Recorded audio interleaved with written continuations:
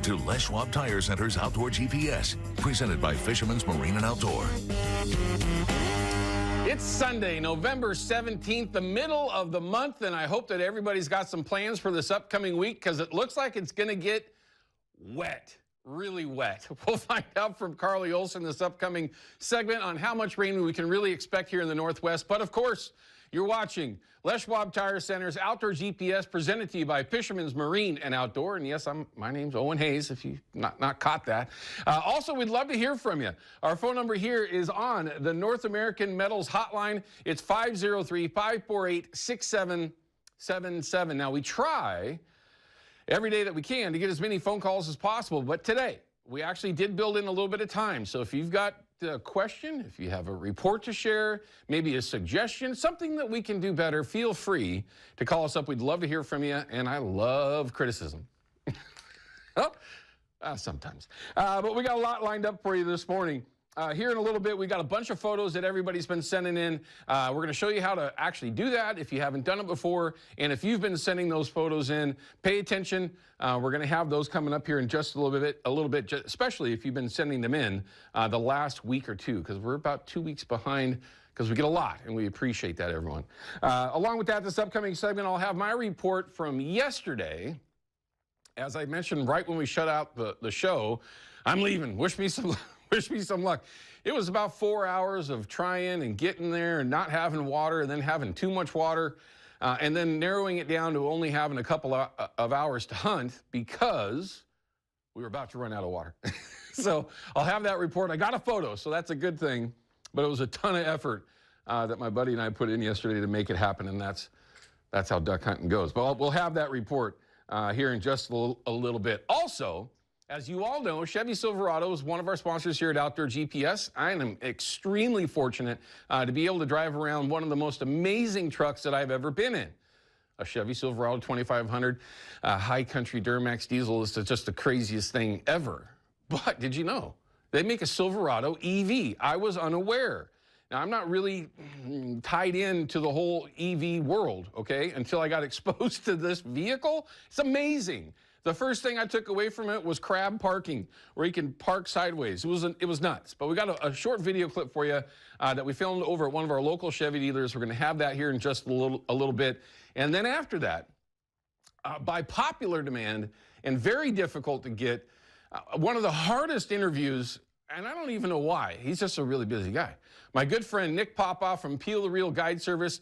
Typically, we talk to him when he's out on the water chasing fish around with clients. But right now, conditions just are not good enough to be out on the water. So we're going to have a chance to talk to him with good reception, hopefully, from his shop, I guess, where he gets all of his gear ready to go. We're going to talk about our upcoming winter steelhead season.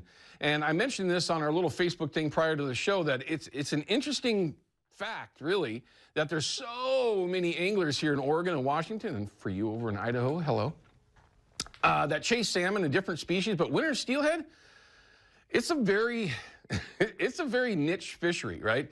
It's a little bit like duck hunting. You got to be extremely motivated, and gear and equipment and tackle is extremely important as well. We're going to talk about how to make sure that you're prepared when this season kicks off. And that's about a month or so away. So you got plenty of time to make sure that all your gear is ready. If you're a drift boat angler, if you're a jet sledder, if you're a bank angler, or all the above, there's a lot of different things that you have to have ready to go.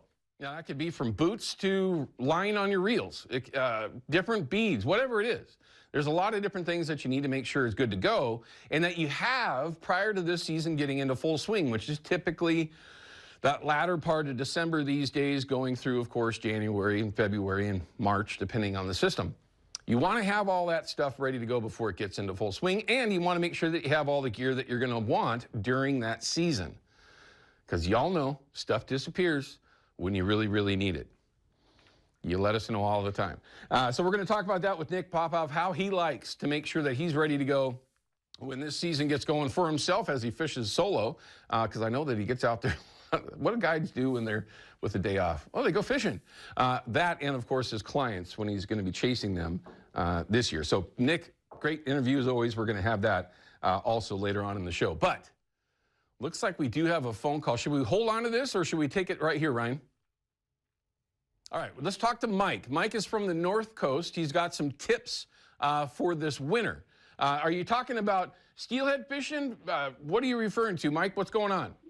Well, for steelhead fishing this winter, keeping your hands a little bit warmer than usual. Yeah, okay, I love it. I love it, man. As I get older, it seems like my hands get colder. Well, everyone runs, the nitrile gloves, and then they put, some fingerless gloves on top of it. But what I came across a few seasons back was white cotton inspection gloves. They're ultra thin, and you can wear them underneath your rubber gloves, and that little bit of extra installation and warmth. And what kind of gloves? They were specific. What kind of gloves were they again? White cotton inspection gloves. Now, where do you find something like that? Is it readily available? Find them, stores? Where do you find them? I found them online. Okay. All you have to do is search white cotton inspection gloves. Okay, and I'm assuming, I haven't seen this myself, everyone, they're thin enough, you put your gloves over the top of your fishing gloves, your Nitho gloves, whatever it is that you like to wear, everyone's wearing them. If you're Nick Popoff, you wear bright green ones, that's kind of a thing. Anyway, but they're thin enough that you still have enough dexterity where you can tie knots? Yes, and in fact, they are no thicker than your rubber gloves. Wow. All right, I'm going to look into that myself. Very, very interesting. Cotton inspection gloves. Yep. I'm going to look that up when I get home this morning because I definitely love to have warm hands. You know how it all can be, everyone. Mike, obviously you do too. It can get cold out there, especially when it starts raining, and that's winter steelhead season. If you're not cold, it's probably not good fishing. It's just one of those things. Mike, great tip, man. I appreciate it. And the next part was the underappreciated side planer with a plug. We've talked about that many times over the years here on GPS, and it really is. It's one of those. A lot of people call them the poor man drift boat, right, or poor man sled, whatever. I've caught so many fish with those things when I was growing up over on the Deschutes in particular. Fell in love with them there, and even myself, I don't spend enough time with them. I will say, though, it does take a little bit of time to get used to them, but once you master it, everyone, like Mike had mentioned, it can be a very, very effective way to catch any number of species of fish. Primarily steelhead is what they're designed for, but it's a good reminder, isn't it? If you're a banky, you can get to that other seam, and I generally use it as my last effort on cleaning out a hole. Yeah, that's a good point. There's been... it's one of those things where it gives you a good reason to carry that extra rod because it is a very specific technique. You of course, can tear your gear apart and then, of course, get your side planer on there. But if you have a separate rod set up for it, it's a good excuse for that, especially in the right situations, the right areas that you can get away with using them. Mike, two great reminders. We appreciate it. And a great tech tip, by the way. Thank you kindly. Have yourself a great day, Owen. You too, sir. Thank you very much. We appreciate your time. Yeah, back to the side planer thing. I mean, there's no question that if somebody were to master that, you will catch more fish in the long run. You have to be willing to dedicate the time to do it. It's like any other technique. But you have to keep in mind, if you start using one, which I would highly recommend, it's the Lure Jensen side planer, everyone. Yeah, I'll just throw that out there. They were formerly a sponsor of Outdoor GPS for about 12 years. We miss you. We really do. Rapala. But if you do use one, you have to use them in areas that you're not going to interfere with other boats. Because there's going to be drift boats coming by, rafts. You can't have one all the way across the river and then expect people to be able to get by you. You have to use it in the right situation. Be conscious of where you actually use one. But when you can, trust me, they are effective and they will help you catch more fish. Okay, that's what that North American Metals hotline is for, everyone.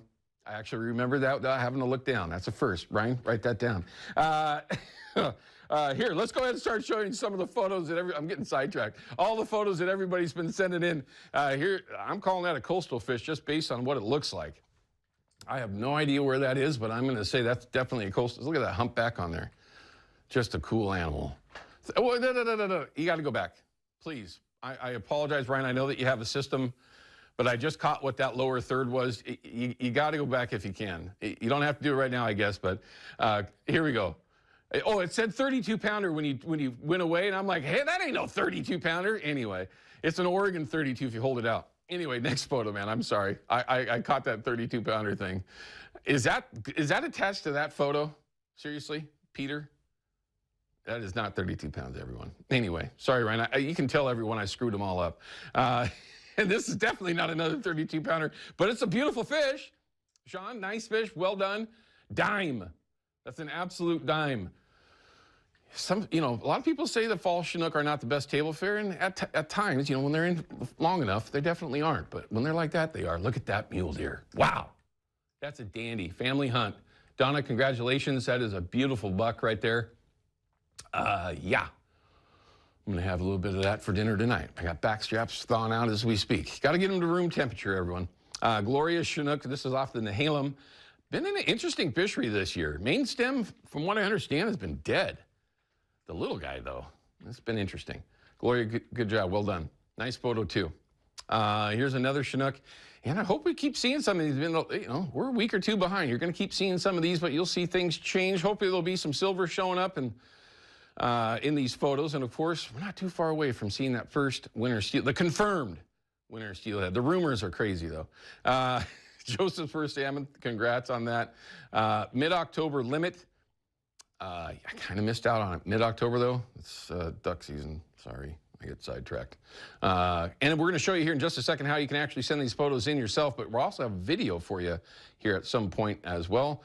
Crabbing in the bays has been terrible the last handful of days, and it will continue to be terrible in the bays, especially with river systems that are coming in. Lots of fresh water in the systems, so keep that in mind if you got a plan.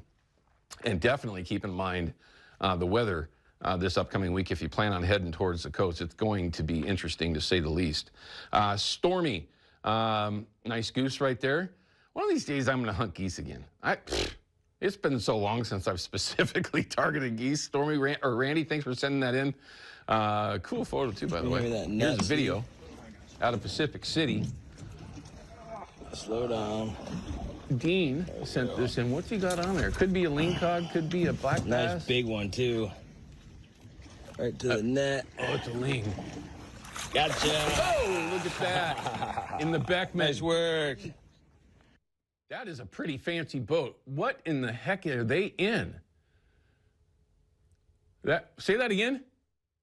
Well, yeah, I know it's a dory boat. Anyway, sorry, everyone. We started having conversations that nobody can hear. It's called the Fox 12 app. Once you find it in your app store or wherever it is you find your apps, download it. It's free. You'll find outdoor GPS on there, and it'll tell you exactly how to upload your photos and video. There's no question that is the easiest way to do it, most popular way. But there's other ways. You can become a fan on our Facebook page and leave photos there.